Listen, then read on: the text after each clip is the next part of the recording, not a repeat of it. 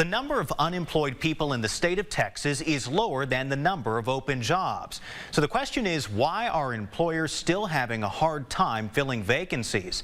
On a visit to Tyler this week, the man charged with leading the state agency that provides workforce development blamed it on what he calls a skills gap. We could put more people to work if they had training for the jobs that are open that they don't currently have. Speaking at the annual meeting of the Tyler Economic Development Council, the chairman of the Texas Workforce Commission described the mismatch between the skills job seekers have and the skills employers need. In a way, the unemployed people, they just want to work, but they don't quite have the skills that those jobs require.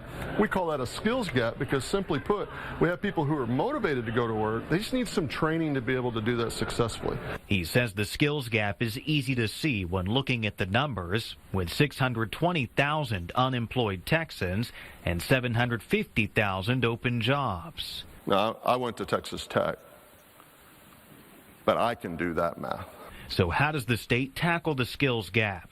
Daniel says it starts with using the gap as a frame of reference to create programs and strategies that can be used to get Texans the training they need. Well, I think there's a lot of opportunities for online training. There's a great community college here in Tyler, Tyler Junior College. You've got a university here. You've got some private providers, and really the public schools are doing a great job with career and technical education courses. In East Texas, institutions like UT Tyler are focused on filling jobs by providing the training needed based on the needs expressed by employers. I was speaking with a couple of leaders of our accounting firms, and there's a serious shortage of accountants, and I would not have thought about that, and that really helps us shape our curriculum and help us direct where we want to put our resources to meet the employment needs of our region. Despite the statewide skills gap, leaders like Daniel say the status of the East Texas workforce is among the strongest. This is an attractive area of the state.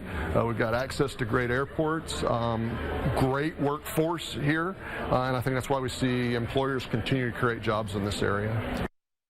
Now, according to the National Skills Coalition, 54% of Texas jobs require education beyond high school, but less than a bachelor's degree. They called that a middle skill job. But only 45% of Texans are sufficiently trained for these kinds of jobs, resulting in a middle skills gap of about 1.4 million Texans.